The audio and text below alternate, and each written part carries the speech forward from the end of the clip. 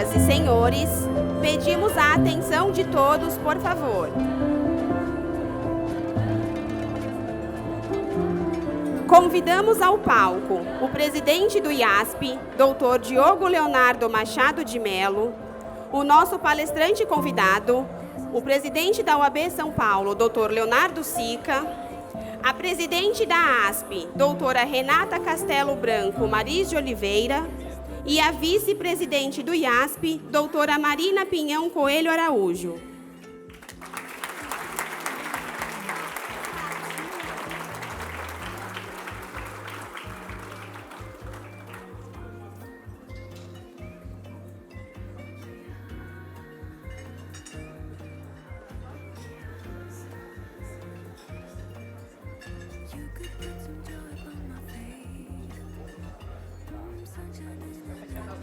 Com a palavra, o presidente do IASP, Dr. Diogo Leonardo Machado de Mello.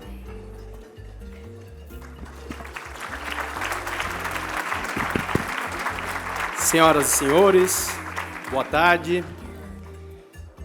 Antes de mais nada, permitam-me saudar não só as autoridades presentes, mas em especial a doutora Luísa Moraes Abreu Ferreira, que está aqui.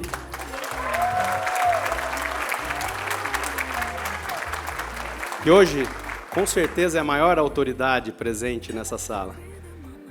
Mas eu gostaria de agradecer todas as autoridades que estão aqui compartilhando conosco nossa primeira reunião almoço da gestão, cumprimentando os ex-presidente do Instituto, professor Ivete Senise Ferreira, Dr. Rui Fragoso, Dr. Renato Silveira, Dr. José Horácio Halford Rezende Ribeiro, e não só os representantes do Instituto, mas também os representantes da Associação dos Advogados de São Paulo, aqui também, que se fazem representados na presença do ex-presidente Antônio Cláudio Mariz de Oliveira, que é uma honra para nós,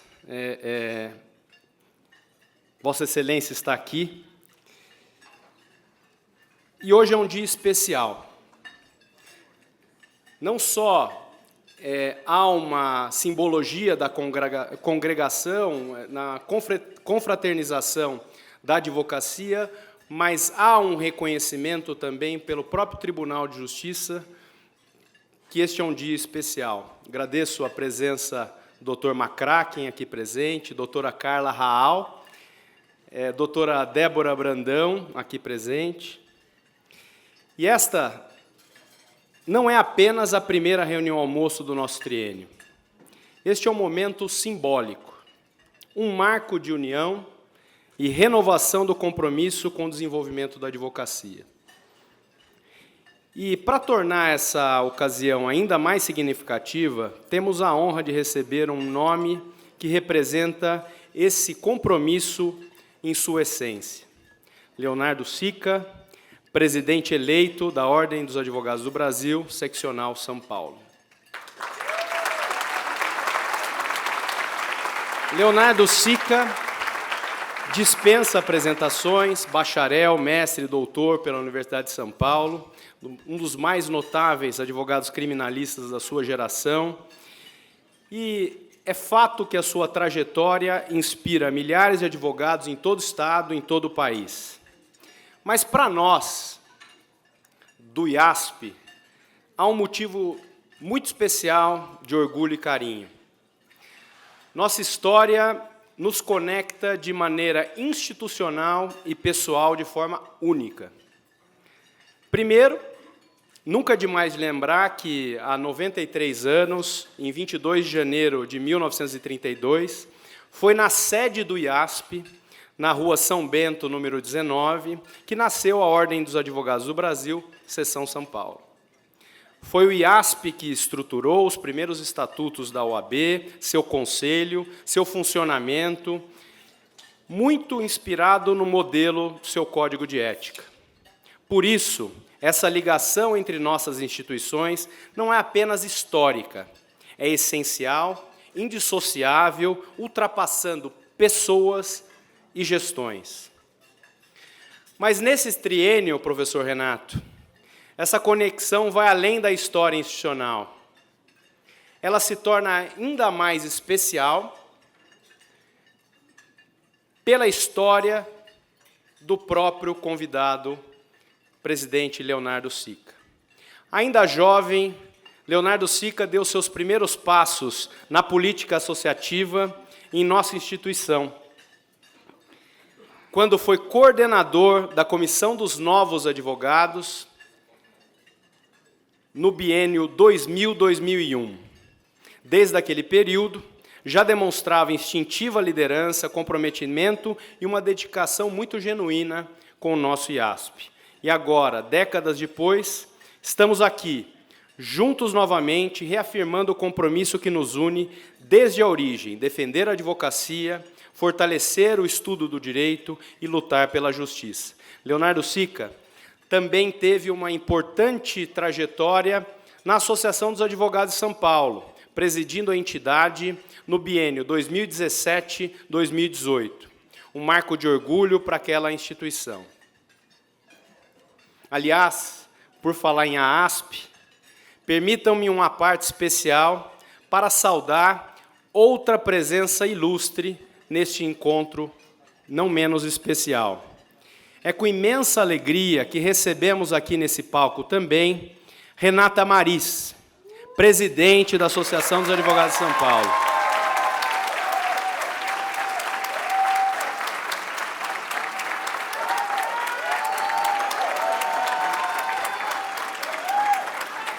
Minha amiga Renata Maris, sua presença reforça o verdadeiro significado deste momento. A união de instituições que compartilham um único propósito, fazer o melhor pelos advogados e advogadas de nosso país. Como se nota, senhoras e senhores, esse encontro não é apenas uma homenagem, é um símbolo de esperança. Esperança em uma nova gestão que se anuncia inovadora, aberta ao diálogo e profundamente comprometida com a valorização da advocacia. Especialmente em um momento que vivemos, de crise institucional, de profundas transformações na nossa profissão, como é o caso dos desafios da justiça digital. Mas saibam, o Instituto, como sempre esteve, continuará ao lado da OAB, continuará ao lado da ASP, pronto para contribuir concretamente com projetos e iniciativas que beneficiarão não apenas nossos associados, mas toda a sociedade. Presidente Leonardo Sica, que essa jornada seja de conquistas, que juntos possamos fazer a diferença e realmente provoque transformações. Agradeço a presença de todos, senhoras e senhores, com a palavra Leonardo Sica para falar sobre a voz da advocacia na justiça digital.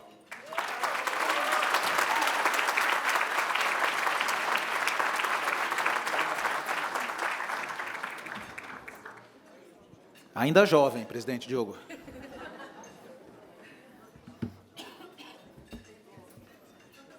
Pegou. Pegou. Quando é verdade, pega, né, gente? A gente sabe que quando é verdade, a gente não liga. Boa tarde. Primeiro, eu gostaria de agradecer imensamente a presença de cada um de vocês que tirou o horário do começo da semana, dos afazeres profissionais de vocês, para estar aqui conosco, para estar aqui me ouvindo, e eu vou considerar a presença de cada um de vocês não outra coisa que não a confiança da advocacia paulista nas suas instituições, temporariamente presididas por mim, pela Renata e pelo Diogo, e pedir que vocês continuem exercitando essa confiança de maneira incondicional. Não há outra maneira de melhorar nossas vidas, de melhorar a vida da nossa sociedade, que não confiando e trabalhando pelas nossas instituições, em todos os níveis. Quando eu estava vindo aqui, presidente, recebi uma ligação da deputada Renata Abreu. Patrícia, já sabe do que eu vou falar. A deputada Renata Abreu me informou agora que amanhã será aprovado em caráter definitivo o projeto de lei que prevê custas zeros para a advocacia na ação de cobrança de honorários. Vai ser aprovado amanhã, parabéns.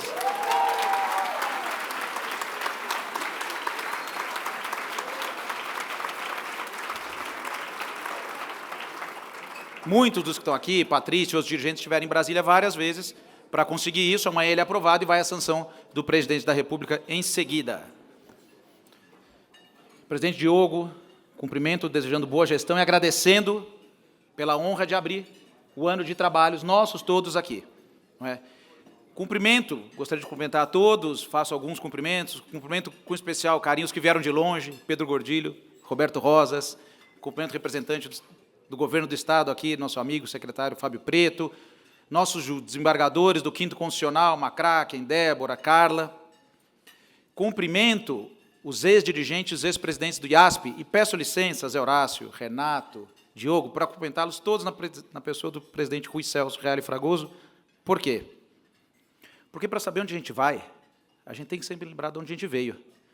E há uma porção de anos atrás, quando ainda jovem, o presidente, então presidente do Instituto Rui Celso Reale Fragoso, resolveu instalar a primeira comissão de jovens advogados de entidades no estado de São Paulo e convocou alguns jovens advogados que estavam ali ao seu redor, Zé Horácio, Marcos Fontes, mais gente que está aí na mesa que eu não estou reconhecendo, o Hélio Rubens, e me convocou por outras coisas que não afinidade de sermos palmeirenses e mogianos. Eu entrei nessa cota.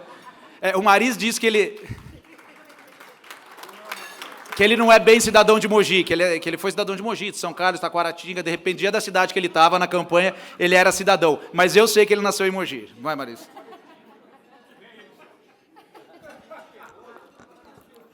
Todos cumprimentados da pessoa do Rui.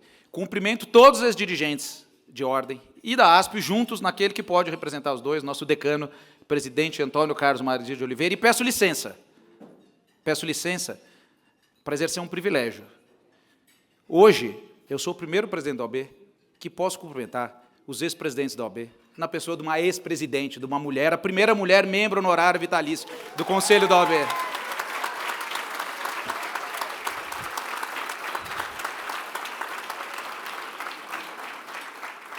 E eu não poderia deixar de exercer esse privilégio e de lembrar que nós estamos aqui por causa de vocês, mulheres, que nós estamos aqui firme com vocês, mulheres. Olha aqui a mesa da nossa diretoria.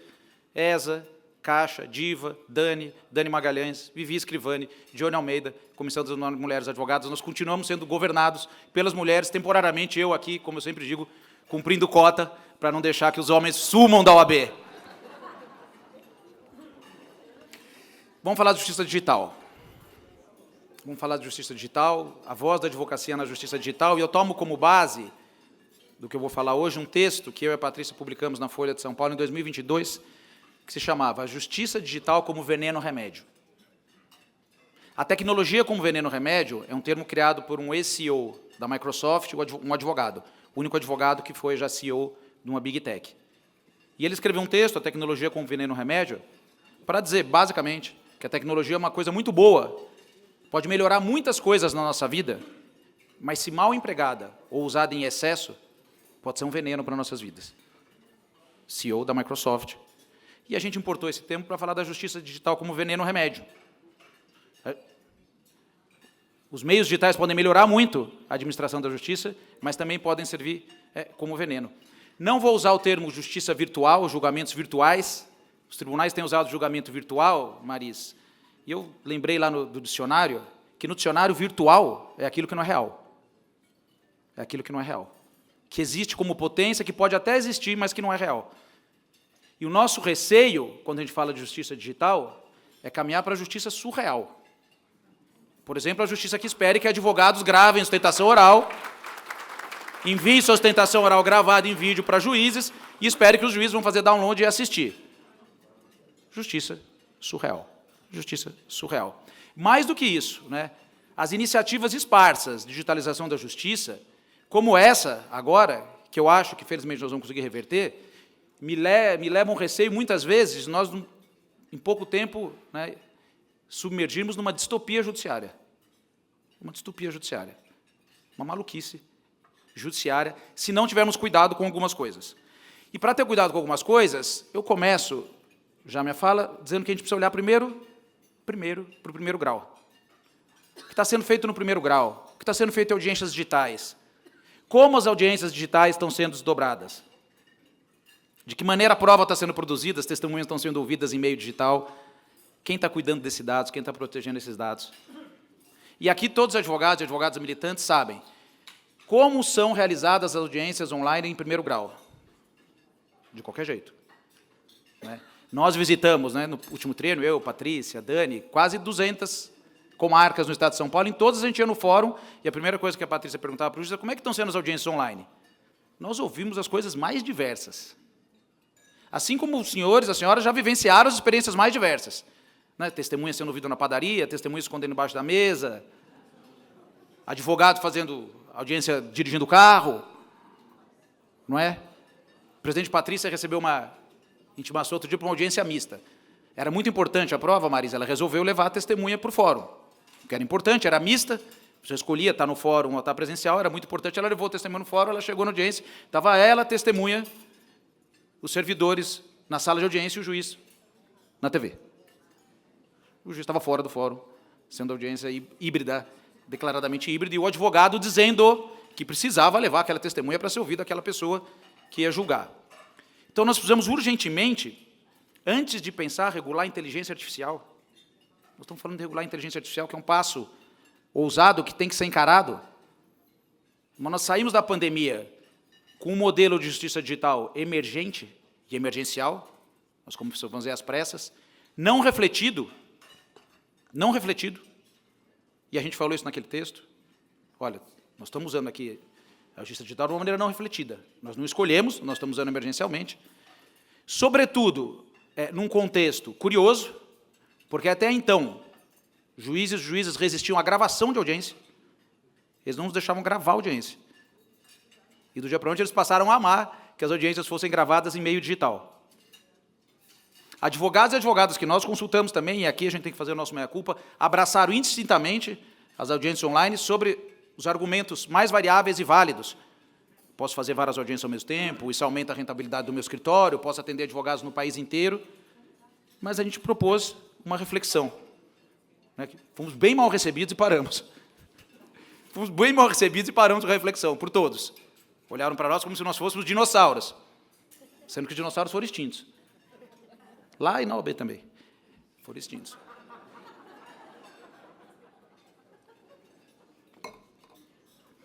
Mas é hora de repor essa discussão, de recolocar essa discussão.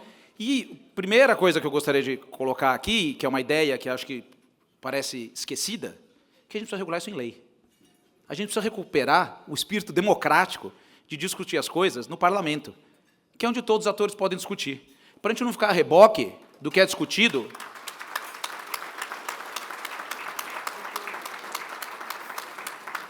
em gabinetes do Conselho Nacional de Justiça, por 2 ou 3 iluminados ou iluministas que querem empurrar a história. Normalmente, quem quer empurrar a história para trás. A gente tem que tomar cuidado com isso. Então, nós temos que abrir a discussão no parlamento. Primeiro que a lei traz segurança jurídica, traz previsibilidade, traz padronização. Todos os juízes trabalhistas, cíveis, criminais, vão ter um modelo de tribunal online, de justiça online para seguir. E o processo legislativo é o único. Legítimo, legitimado pela participação de todos os atores sociais, então a gente precisa insistir nisso. É bem verdade que o Congresso Nacional pode ter nos dado, nos últimos tempos, todos os motivos para acreditar pouco no trabalho dos nossos parlamentares, mas nós não temos ainda inventado na nossa sociedade um meio melhor, mais democrático, mais legítimo de produzir as nossas regras de convivência. Então nós temos que levar para o parlamento a discussão de discutir e legislar sobre como funcionam os tribunais online, por assim dizer, vou usar esse termo. Justiça de primeiro grau online, justiça de segundo grau online, para a gente não ficar a reboque do que vai acontecer em seguida agora aqui com as nossas tentações orais. E eu volto ao fato que nos aflige no momento. Nós tivemos em reunião com o ministro Barroso na semana passada, e o ministro Barroso comunicou verbalmente aos tribunais que eles podem adotar a regra que lhes parecer mais conveniente. Nós temos um provimento, uma resolução do CNJ mandando ser de um jeito, e agora aqui, advogados e advogadas já podem imaginar o que vai acontecer. Um TRT vai fazer de um jeito, o TRT vai fazer de outro, o TRF vai correr, o TJ não vai fazer, e isso traz muita estabilidade para a distribuição do direito, para a distribuição da justiça. A lei não. Se a lei disser como tem que ser feito, a gente tem um instrumento para reivindicar, para trabalhar.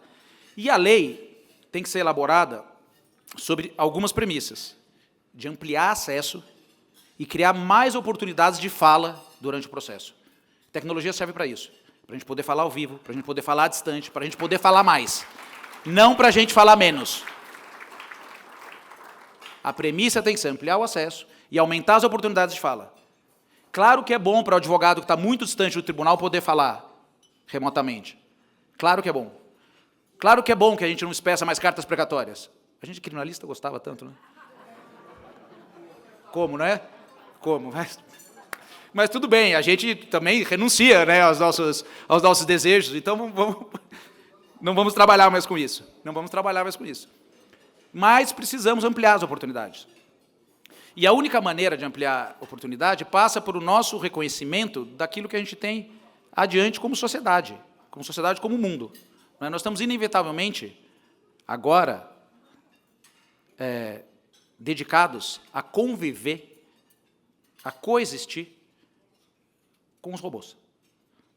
Inteligência artificial, algoritmos, vou jogar todo mundo dentro desse... Tudo é robô. O algoritmo, a inteligência artificial, os softwares que nós usamos, todos são robôs. Vamos usar esse termo para ficar mais fácil. Nós iremos trabalhar com robô, eu olho na mesa, cada um tem 2 ou 1 na sua frente aí, trabalhando, no seu bolso, na sua bolsa. É assim. É assim. O que nós precisamos fazer é olhar para o sistema de justiça e saber distinguir no que o robô é melhor que o ser humano, nós vamos usar robô. No que o ser humano é melhor que robô, nós vamos permitir que os robôs trabalhem. E eu acredito que nós tenhamos, antes de falar em inteligência artificial, inteligência coletiva, para definir isso. Quais habilidades não adianta competir com o robô? E aí a advocacia tem que sair da posição comum, que a gente lida às vezes, não é? Há advogados muito distantes por medo, e nós todos temos medo de perder o nosso lugar no mundo para robôs. Há advogados que encaram, às vezes, a inteligência artificial com deboche. Não, eu perguntei o nome do meu pai para o ChatGPT, ele errou, não serve para nada. Não é para isso que serve, mas se aproximar e se apropriar. Se apropriar do meio. Fazer essa distinção, e nós conseguimos fazer. Nós atendemos clientes, nós atendemos pessoas, nós conversamos com o juiz e sabemos que os robôs não fazem. Nós pesquisamos jurisprudência, nós lemos processo, nós redigimos peça e sabemos que isso os robôs fazem e fazem melhor do que nós. O que a gente tem que fazer é entender qual a combinação. Amanhã, no Conselho Nacional de Justiça, vai ser votada a resolução sobre governança e inteligência artificial. O presidente da nossa Comissão de Tecnologia e Inovação, Alexandre Zavaglia, lá no canto, vai estar lá representando a advocacia. Não é? O nosso propósito é garantir que o CNJ publique as regras de governança da inteligência artificial para que o processo, o procedimento, aquilo que é lei, mais uma vez, volta atrás, seja discutido no local apropriado. Justamente pela experiência recente do provimento da resolução, né, 591, da resolução 591, não é, que causou caos, não é, que é um passo na direção da distopia judiciária. Não é, imagino aqui, desembargadora Débora Brandão, você recebendo 10 vídeos de advogado para assistir por dia. Tanto para os advogados quanto para vocês, isso é impensável. Impensável. Impensável que isso funcione, impensável que isso possa existir. Não é? Não é reduzindo a oportunidade de fala dos advogados e advogadas que a gente vai melhorar o sistema de justiça. Até porque a gente sabe que o sistema de justiça tem muitos problemas. Nenhum deles relacionado com a quantidade de vezes que os advogados falam. Na semana passada, eu passei em Ubatuba. A partir da semana que vem, as sessões do Tribunal do Júri em Ubatuba vão ser na sala da OAB. Porque o fórum não tem condição de receber. Então, não é reduzindo sustentação oral de advogado que o judiciário vai enfrentar os seus próprios problemas. Os problemas são outros, e a gente sabe quais são, todos sabem quais são. Todos nós sabemos quais são, e nós estamos dispostos a conversar, a cooperar. Eu tenho falado, está na hora da gente celebrar um pacto pela justiça. Judiciário, executivo, legislativo, sociedade civil, celebrar um pacto. Requer-se muito da justiça, e a gente sabe que a justiça hoje ela recebe muitas expectativas sociais, e a gente tem que dar conta disso. Então, a gente tem que empoderar a justiça para lidar com isso. Dentro disso, desse modelo de lei para regular tribunais online, não estou falando de inteligência artificial ainda, passo seguinte, a gente mal sabe o que é inteligência artificial. Não é? Há 3 semanas atrás, a China lançou o DeepSeek, que já deixou de cabeça para baixo tudo aquilo que a gente imaginava que era inteligência artificial até o final do ano passado. Então, ainda existe um assentamento no próprio ramo de tecnologia para a gente entender para onde a gente vai. Dentro de uma ideia de legislar, tem algo também que está muito claro, os outros países já avançaram isso, o que eu estou falando agora aqui, eu estudei, eu aprendi, eu não estou inventando, eu não criei. A gente tem que criar, dentro da lei, 3 definições de atos e processos judiciais. Qual ato e processo judicial vai ser sempre online? Tudo bem, a gente convive com isso e é bom. Haverá atos e processos judiciais que serão sempre online.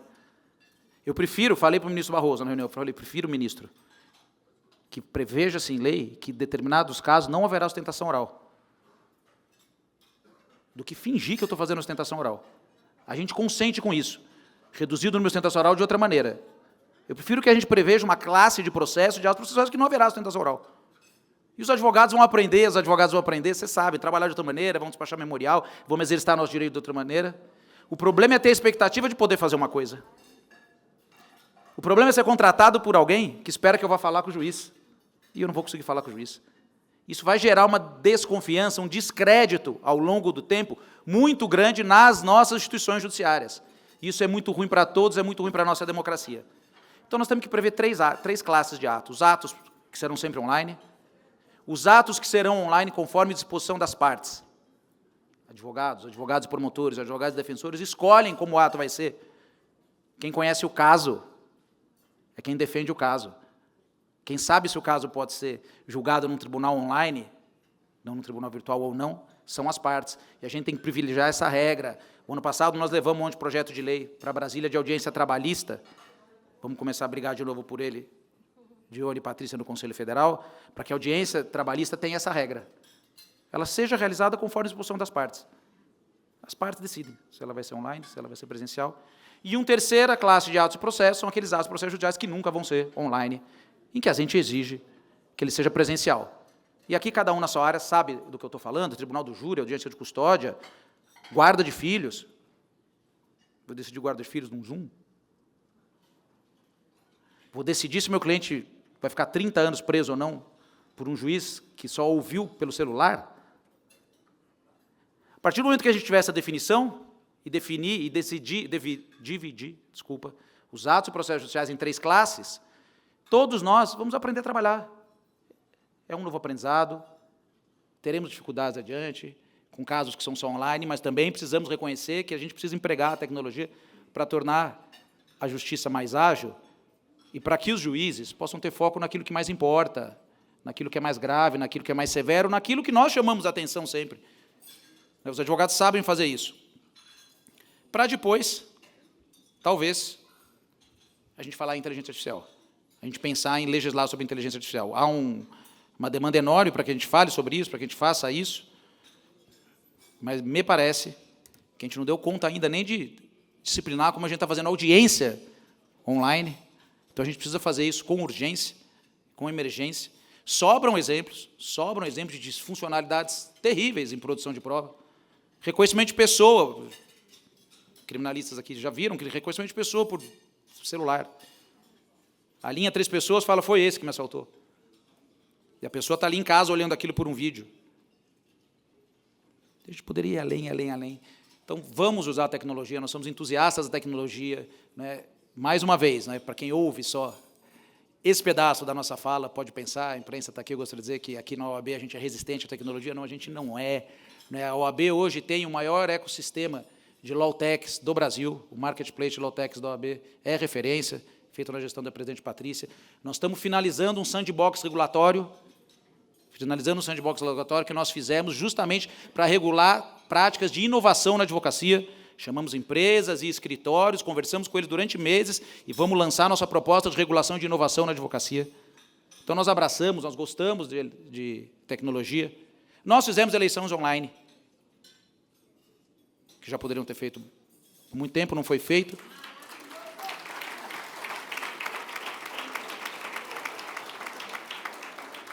50% dos advogados e advogadas votavam, 80% votaram dessa vez. 3 mil acessos de votantes nos Estados Unidos. Segundo país onde houve mais votos foi a Indonésia. Umas 2 centenas de votos na Indonésia. Na Indonésia, de férias. no interior, nas cidades que não têm subseção, enfim, foi uma medida que mostra a nossa disposição em abraçar a tecnologia e usar a tecnologia onde ela é importante, onde ela pode melhorar nossas vidas. E se a gente fez isso aqui, a gente pode fazer no Judiciário, desembargador McCracken, claro que podemos fazer lá. Vamos fazer lá, vamos fazer junto. Vamos conversar para onde a tecnologia pode melhorar, vamos usar intensamente a tecnologia onde ela puder melhorar a administração da justiça. Mas onde os humanos são importantes, vamos valorizar a interação humana. Eu tenho dito, repetido,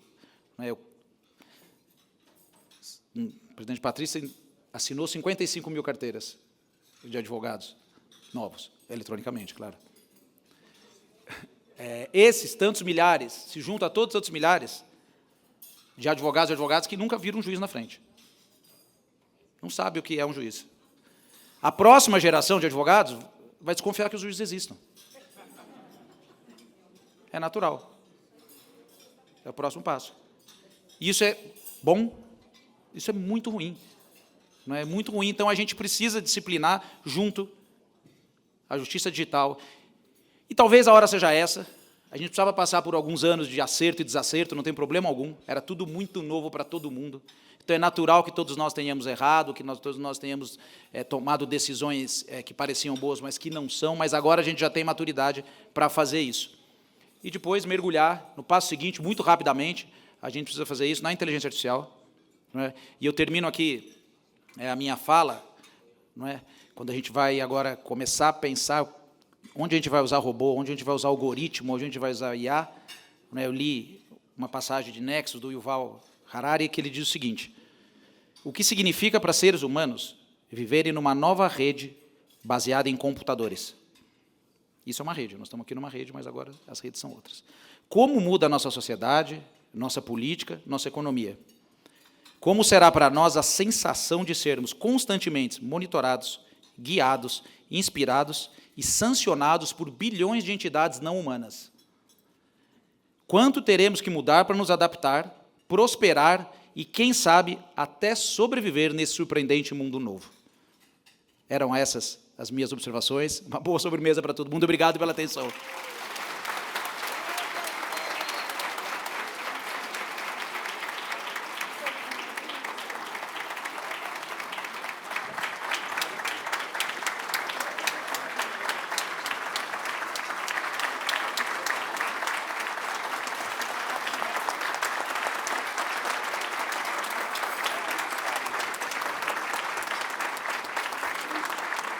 Agora nós gostaríamos de fazer uma pequena homenagem, não só uma, mas duas homenagens. Eu pediria para que a vice-presidente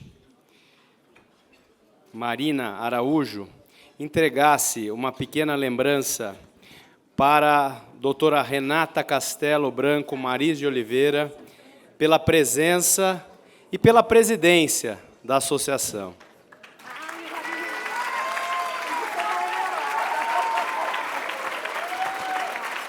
Doutora Renata, muito obrigado. E eu pedi também para a Marina que entregasse essa pequena lembrança ao presidente Leonardo Sica. E saiba, presidente, que o Instituto endossa as palavras de Vossa Excelência pelo pleno diálogo. O secretário Fábio Prieto está aí, sabe da importância da advocacia na gestão do Estado, dos assuntos judiciais. Queria cumprimentar também a Associação dos Advogados Trabalhistas, que aqui está representada pela presidente Isabel Tormes, doutora Jussara. Então, a representatividade aqui dessa reunião almoço é muito simbólica para nós.